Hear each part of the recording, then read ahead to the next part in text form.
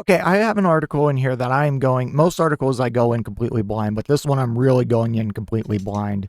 As soon as I saw the headline, it intrigued me, and also made me very angry. So, Slotkin is testing a war plan to beat Trump. She wants Dems to ditch wokeness and muscle up.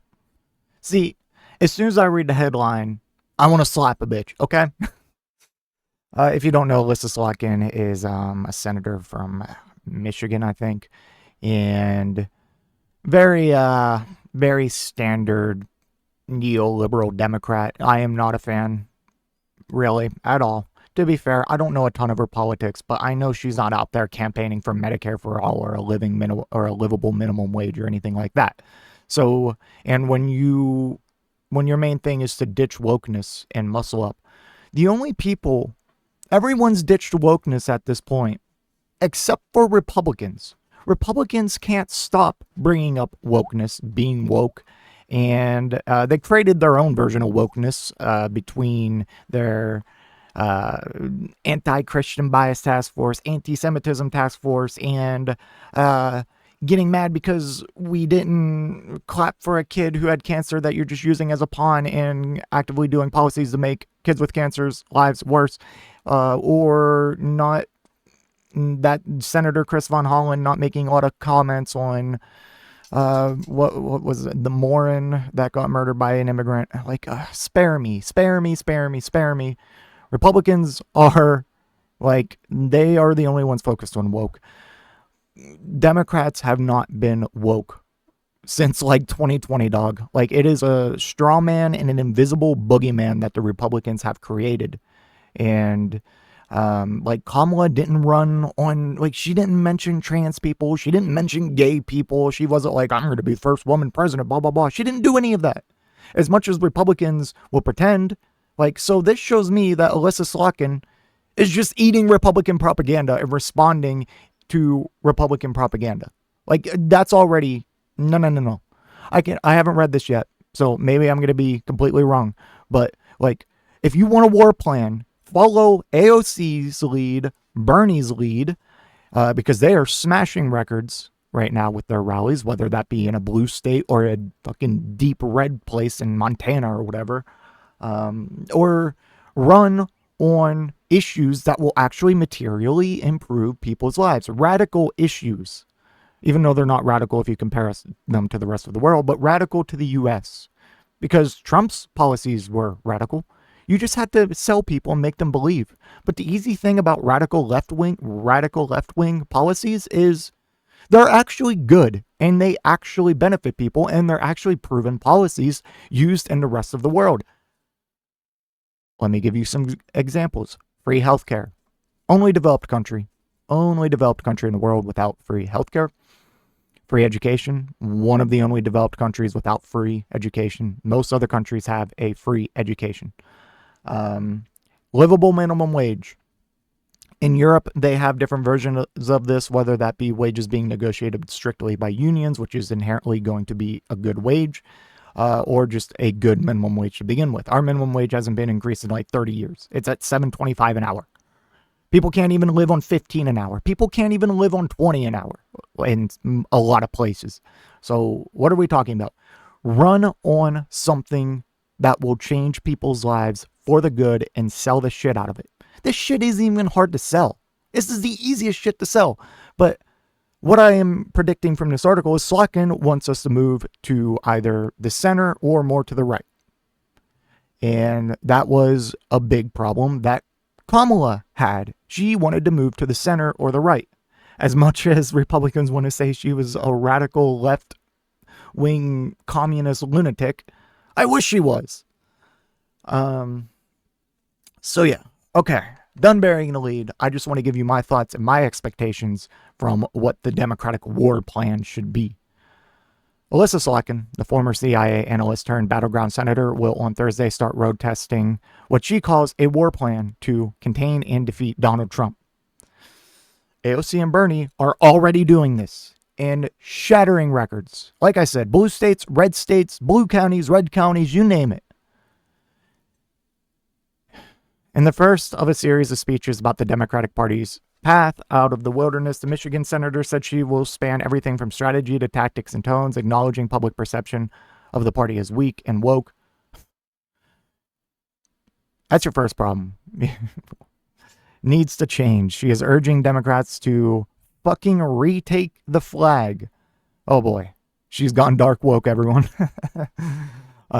Which, you know, I like dark woke. Who am I kidding? With appeals to voters' sense of patriotism to adopt the goddamn alpha energy. All right, you're pushing it. Of Detroit Lions coach Dan Campbell and to embrace and airing out of potential 2028 presidential candidates in a broadly contested primary. This is melting my brain. Okay. Let's read normally for once. Slotkin's description of the speech as a war plan came in a recorded dry run of the remarks viewed by Politico. In an interview, she hedged on whether she would continue to call it that, saying it's military-style operation plan. I don't understand how to rally us into a coherent approach if we aren't on the same page on where we're going. Yeah, it's people like you on why we're not on the same page. Like, we would be a lot better off if every Democrat with your politics would just resign. Like, Jesus, like, the same page is what I just mentioned. Free healthcare, livable minimum wage, free education. Hell, do something cool, like a complete transformation of our infrastructure. High-speed rail, bullet trains, you name it. Something. Okay, none of this, well, maybe we'll expand Medicaid and Medicare to cover in-home visits, or I'll expand the child tax credit a little bit. No! Jesus Christ. Do something crazy. And again, crazy by American standards. This is just like believing in like Medicare for all in Europe is like a center-right position. Oh, geez. We're so broken as a country, man. Trump is doing a whole bunch of things, and I think that I think are a threat to our economy and a threat to our democracy, and I have responsibility on behalf of my state to point that out and to try to do something about that. The first-term senator told Politico in an interview outlining her speech ahead of delivering it to an audience of home state Democrats and volunteers in Lansing on Thursday afternoon. Of the stark and militaristic language featured in a draft version, she added, I thought it was very important to put something down on paper, but it wasn't to liken him to ISIS or anything about that. It was just to say, if you want to counter something that you see as a problem, you got to have a plan, or what else are you doing? Slotkin won her seat last year in a state that Trump carried and where Trump will return to for 100 days event Tuesday, defeating Republican challenger Mike Rogers to replace retiring Democratic Senator Debbie Stabenow. Never heard of you.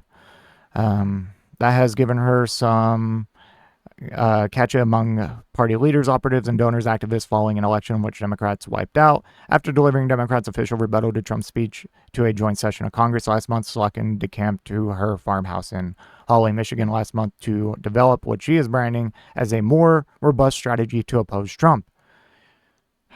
AOC and Bernie already have the strategy. Jesus Christ. And in acknowledgement of Democrats' long odds of retaking the Senate next year, she said the party should focus on the House. My definition of success, Slotkin said, include free and fair elections in 2026, retaking the House, defending the seats we have in the Senate. In the best case scenario, she said, Democrats could perhaps gain 1 or 2 seats in the Senate. What the fuck are you talking about? We can't be waiting until the midterms. We need to fight now. Like, sitting back and like saying, oh, we'll just wait till the midterms and we'll pick up. No. Oh my God.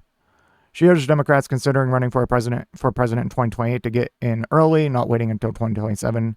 Start getting people kind of in circulation and a broad group of people. Like, are we going to mention Bernie and AOC at all? An aide described her forthcoming remarks as a part buck up, part come to Jesus speech. Slotkin plans lay out why she thinks Democrats suffered sweeping setbacks last year, including focus groups of home state voters who described her party as weak and woke. It defined success as winning a number of upcoming battles, including at the Supreme Court. Most immediately, she said, Democrats could secure a court victory in the most high-profile deportation of recent history by forcing Trump to obey an order.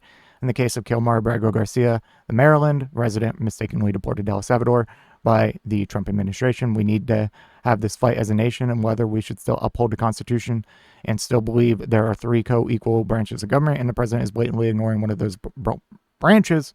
Right now, Slotkin said, I want to pick this case myself because it's hard with El Salvador's peace. He's in another country, but the case picked us. Among other ideas, Slotkin proposes a Democratic shadow cabinet made up of ranking members on congressional committees to aggressively bracket Trump's own cabinet. Okay, that's good, I guess.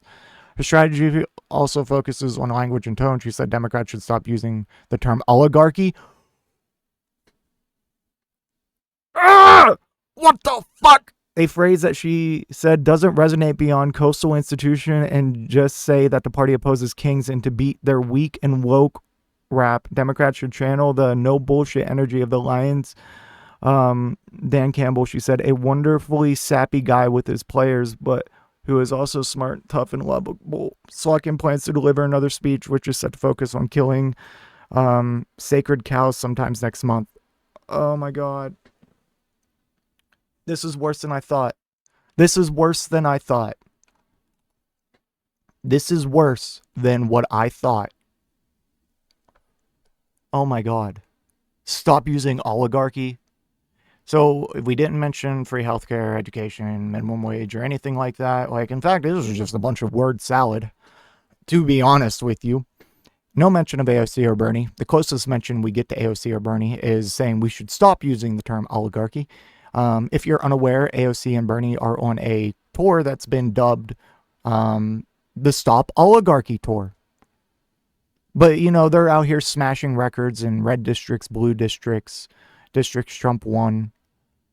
And you want to say stop using the term oligarchy and pretend that we need this war plan when Democrats would sweep the entire country easily if they had even half the spine, fight, beliefs, and principles as AOC and Bernie. Oh my God. Oh my God. If you're, oh sorry, she's in Michigan, not whatever I said earlier. Did I say Michigan earlier? I don't fucking remember. Oh my God. Someone primary her. Just like, oh my gosh. What are we doing? Ah! I'm going to lose my mind. Okay. Let me know what you think in the comment section down below, and I will see you in the next one. If you made it to this point in the video, I just want to give a special thank you. If you enjoyed it, please hit that like button down below, and if you really enjoyed it, maybe consider hitting that subscribe button while you're down there. I want to hear your thoughts in the comment section. I will try to reply to any and all comments that I can. Until next time, watch that video on screen.